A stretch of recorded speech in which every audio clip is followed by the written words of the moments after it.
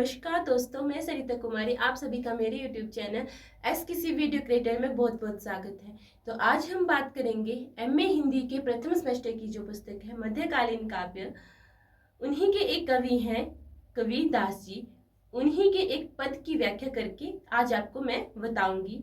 तो ऐसी और एजुकेशनल वीडियोस के लिए मेरे चैनल को सब्सक्राइब कर लें और उसके साथ जो बेल नोटिफिकेशन आइकन है उसे प्रेस करके मेरी आने वाली वीडियोस की नोटिफिकेशंस को एक्टिव कर लें। यदि आपको मेरा वीडियो पसंद आता है तो वीडियो को लाइक व शेयर करना ना भूलें।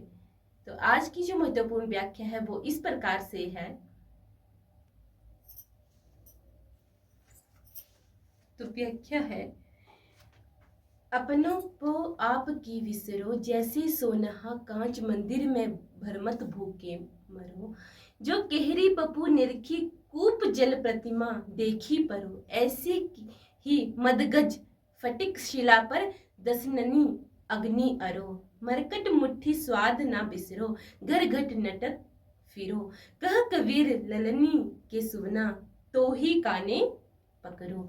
तो शब्दार्थ रहेंगे। सोन्हा का मतलब होता है कुत्ता, भरमत का मतलब होता है भ्रम में, केहरी का मतलब होता है शेर, मदगज का अर्थ होता है मस्त हाथी, फटिक का मतलब होता है सफटिक, दशन का मतलब होता है दांत और मरकट का मतलब होता है बंदर, ललनी का मतलब होता है स्त्री और सुवना का मतलब होता है तोता, प्रतीकार्थ यानी कि जीव।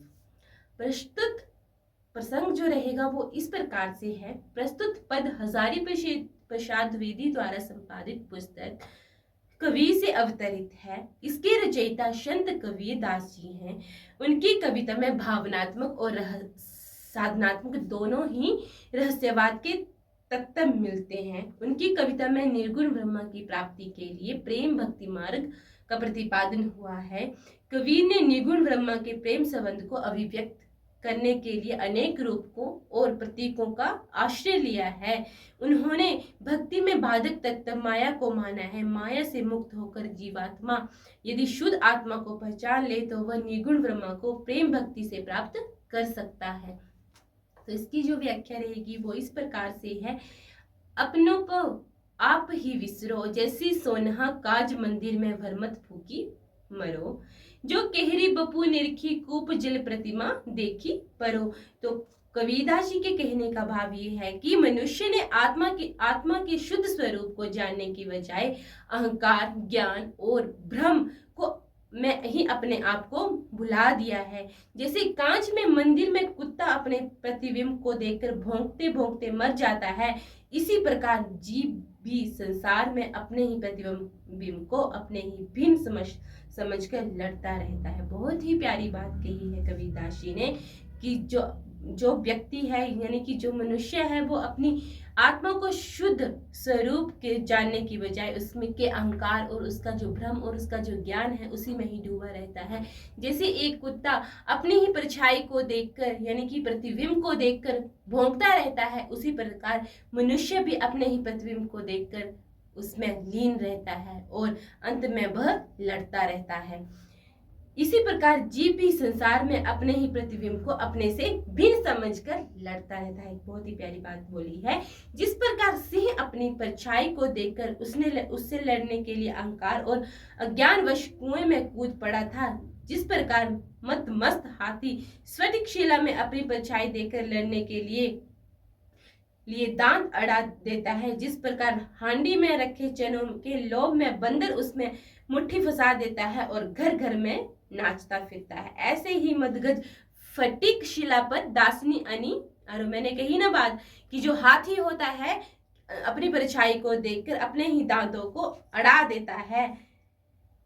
मरकट मुट्ठी स्वाद न विसरो, घर घर नटत फिरो। कह कबीर ललनी के सुवना, तो ही काने पकड़ो। मरकट मुट्ठी स्वाद न विसरो, घर घर नटत फिरो। वैसे जैसे ही बंदर जो होता है वो हांडी में रखे चनों को लोभ यानी कि पाने के लिए उसमें अपनी मुट्ठी फंसा देता है और घर घर नाचता फिरता है। जैसे पालतू तोता स्वयं को पिंजरे से मुक्त नहीं कर पाता, इसी प्रकार इन सब जीवों की तरह मनुष्य भी अज्ञान और अहंकार के वश में माया के बंधनों में जकड़ा हुआ भ्रमित होता रहता है। अपनी माया रहित शुद्ध स्वरूप को पहचानने के बजाय वह अपने ही प्रतिबिंब से लड़ता रहता है। बहुत ही प्यारी बात कबीरदास जी ने कही है कि जो मनुष्य है वो अपने अहंकार को अगर छोड़ दे, तो मैं छोड़ने की बात तो मैं बता रही हूँ कि अगर मनुष्य अपने अहंकार को छोड़ दे तो वो इस परमात्मा को पा सकता है। परंतु जो कबीरदास जी ने कहा है कि मनुष्य अपने बंधनों और अपने अहंकार को छोड़ नहीं पाता और इसमें भ्रमित रहता है और इसमें डूबता चला जाता है और अपनी माया रहित शुद्ध स्वरूप को पहचानने के बजाय अपने प्रतिबिंब से ही लड़ता रहता है, यानी कि अपनी परछाई से ही लड़ता रहता है। तो इसका जो विशेष रहेगा वो इस प्रकार से है। प्रतीकात्मक पदावली में माया के विभिन्न रूपों को सूक्ष्म रूप से चित्रित किया गया है। भाषा सरल, सहज और भावानुकूल संदुकड़ी भाषा का प्रयोग किया गया है। अनुप्रास, उदाहरण, उपमा अथवा रूपक अलंकारों का प्रयोग है। शब्द योजना उपयुक्त व भावानुकूल है। प्रसाद गुण सर्वत्र व्याप्त है और पद छंद का भी मुख्य रूप से उपयोग किया गया है। आपको मेरा वीडियो कैसा लगा कमेंट बॉक्स में ज़रूर लिखें। यदि आपको मेरा वीडियो पसंद आया है तो इसको लाइक व शेयर करना ना भूलें। Thanks for watching.